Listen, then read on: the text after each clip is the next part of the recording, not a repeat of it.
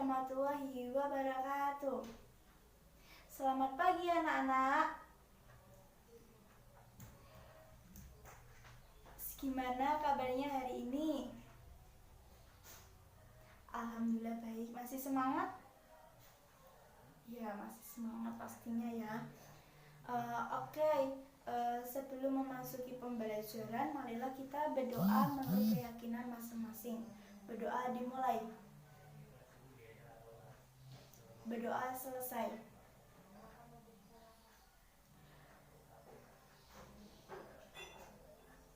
Oke, sebelumnya Ibu akan mengasih tahu kita akan belajar pada tema 2 dan subtema 2, yaitu tema 2 persatuan dalam persatuan dalam perbedaan, dan subtema 2 bekerjasama mencapai tujuan. Baik, semua anak-anak dibuka ya pada halaman 45. Di situ ada teks cerita tentang pertempuran Surabaya. Sebelumnya dibaca dulu ya anak-anak dari teks cerita tersebut. Ibu akan bacain teks cerita tersebut. Pertempuran Surabaya pada tanggal 25 Oktober 1945. Tentara sekutu yang dipimpin oleh Jenderal Malabi tanggal 27 sampai 30 Oktober 1945 terjadi kontak sengaja antara para pemuda Indonesia dengan pasukan Inggris. Dalam pertempuran ini, pasukan Inggris dapat dipukul mundur. Bahkan puncak dari pertempuran tersebut adalah terbunuhnya pemimpin pasukan Inggris, Jenderal Malabi pada tanggal 9 November 1945. Inggris mengeluarkan ultimatum yang berisi semua pemimpin dan orang Indonesia yang bersenjata harus melapor dan meletakkan senjata di tempat yang ditentukan dan menyerahkan diri dengan mengangkat tangannya. Namun ultimatum tersebut ditolak oleh pihak Indonesia. Pada tanggal 10 November 1995 terjadi pertempuran yang sangat dahsyat. Pasukan Inggris menggempur Surabaya dari darat, laut, dan udara. Peristiwa 10 November ini diperingati sebagai Hari Pahlawan. Di buku kalian kan di situ ada peta pikiran yang berisikan 5 unsur, yaitu 5W1H dalam bahasa Inggrisnya ya anak. Nah, kita akan menjawab bersama-sama ya. Yang pertama, apa judul dari teks cerita tersebut? Ada yang tahu anak-anak? Ya, judul dari teks cerita tersebut yaitu Pertempuran Surabaya. Yang kedua yaitu di mana? Di mana terjadi pertempuran Surabaya? Ada yang tahu? Ya, betul. Pertempuran Surabaya terjadi di Surabaya. Yang ketiga, kapan? Kapan terjadinya pertempuran Surabaya? Ya, pertempuran Surabaya terjadi sejak bulan Oktober sampai November. Pada tanggal 10 November 1945 itu terjadinya pertempuran Surabaya sangat dahsyat dan tewasnya gugur para pahlawan. Siapa saja yang keempat, siapa saja yang terlibat pada pertempuran Surabaya? Ada yang tahu? Ya, Jenderal Malabi itu adalah sekutu dari Inggris, pemimpin sekutu Inggris. Yang kedua, pemuda-pemuda Indonesia, ada pemuda Indonesia, pahlawan Indonesia yang dipimpin oleh Bung Tomo, salah satunya pemimpin dari pemuda Indonesia. Yang kelima, mengapa setiap tanggal 10 November diperingati Hari Pahlawan? Ada yang tahu mengapa? Ya, setiap tanggal 10 November kita memperingati Hari Pahlawan sebab kita mengerti jasa-jasa pahlawan yang telah gugur di medan perang. Yang keenam, bagaimana upaya menghargai mempertahankan kemerdekaan? Ada yang tahu? Ya. Perjuangan dalam mempertahankan kemerdekaan di Indonesia tidak dapat dilakukan secara sendiri-sendiri, namun sangat diperlukan kerjasama dan persatuan dari seluruh rakyat Indonesia agar cita-cita untuk menjadi bangsa yang bebas dan merdeka dapat tercapai. Itu kita mempertahankan kemerdekaan ya. Oke, kita masuk ke pembelajaran berikutnya, yaitu kita belajar kalimat efektif. Ada yang tahu anak-anak kalimat efektif itu apa? Ya, kalimat efektif itu adalah kalimat yang mengandung gagasan pembicara atau penulis yang terdiri atas kata-kata yang mempunyai unsur SPOK. Apa itu SPOK? Ada yang tahu anak-anak? Ya, SPOK itu adalah S itu subjek, P predikat, O objek, K keterangan. K itu bisa keterangan tempat dan keterangan waktu. Dari kalimat efektif itu mempunyai ciri-ciri. Ciri-ciri kalimat efektif. Kalimat efektif itu terdiri dari 1. Memiliki unsur penting atau pokok, minimal unsur subjek, predikat.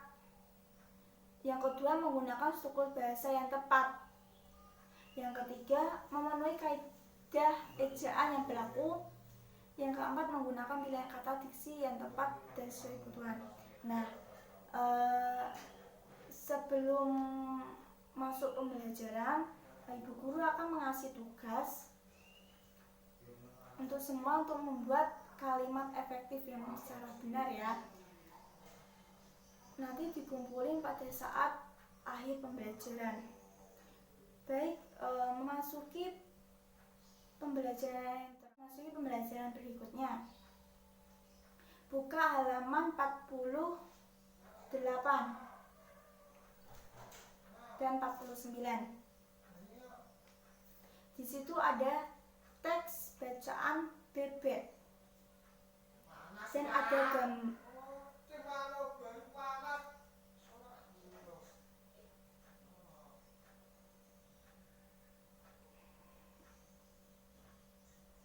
buka halaman 48 dan 49. Di situ ada gambar hewan ya anak-anak.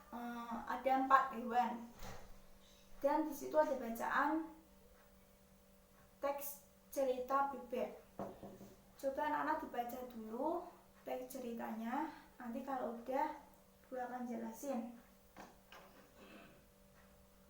Oke, kalau udah dibaca, Ibu akan jelasin apa itu ciri-ciri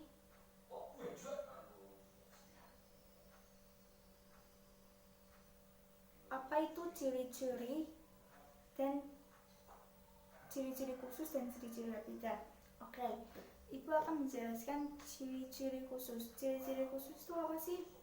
Ciri-ciri khusus adalah keunikan atau keistimewaan yang dimiliki oleh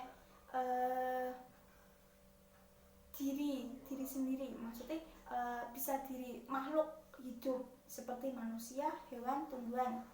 Tuh. Dan ciri-ciri habitat itu yaitu tempat tinggal mereka. Nah, baik, Ibu akan contohkan. Di situ ada 4 hewan. Coba kalian amati masing-masing 4 hewan tersebut. Ada ayam, bebek, ikan, dan cicak. Itu memiliki ciri-ciri yang berbeda kan? Dan juga tempat tinggal yang berbeda. Dan di sini Ibu akan mempunyai media yang sangat sederhana. Itu medianya tulisan ayam, bebek, ikan, dan cicak. Nanti kalau anak-anak semua sudah mengamati ciri-ciri tersebut, nanti silakan maju. Udah semua, udah mengamati semua? Oke, baik, kalau udah mengamati semua, siapa yang ingin maju? Iya. Ibu akan contohkan salah satu. Sebelumnya Ibu akan contohkan dari gambar tersebut. Ibu akan mengambil salah satu kartu dari sini. Ibu mendapatkan ciri-ciri dari bebek. Ibu akan bacakan. Pertama, ciri-ciri bebek yaitu memiliki kaki paruh. Yang kedua, memiliki kaki yang lebar dan berserabut. Yang ketiga, bernapas dengan paru-paru. Yang keempat, berkembang biak dengan bertelur. Yang kelima, termasuk kelompok unggas. Yang keenam, memiliki tulang belakang. Ciri-ciri habitatnya yaitu hidup di daratan dan di perairan, seperti danau, kolam, dan rawa. Itu nanti ditempelin sesuai dengan gambar dan tulisannya ya. Nah, oke. Setelah kalian baca, kalian mengamati dan dicerna. Oh, ciri-ciri hewan itu seperti ini. Jadi kalian tahu sambil dibaca, mengamati, sambil membayangkan, oh hewan ini seperti ini. Gitu kan, kalian tahu ya anak. Oke, baik. Kalau udah, ibu akan mengetes ulang kembali materi yang telah diajarkan. Apa kalian ada yang tahu kalimat efektif itu seperti apa? Apa itu kalimat efektif? Ada yang tahu? Ibu kan udah jelasin. Ya,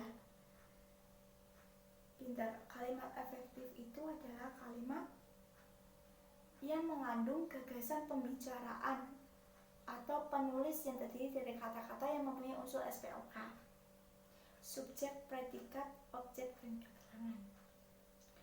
Oke.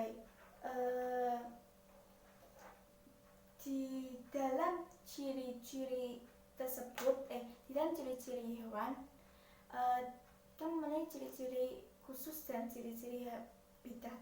Jelaskan ciri-ciri khusus dan ciri-ciri habitat. Ada tahu?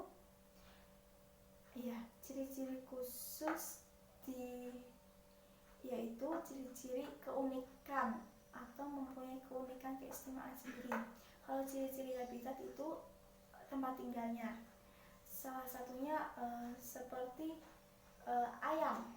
Ayam itu mempunyai ciri-ciri khusus, yaitu dia memiliki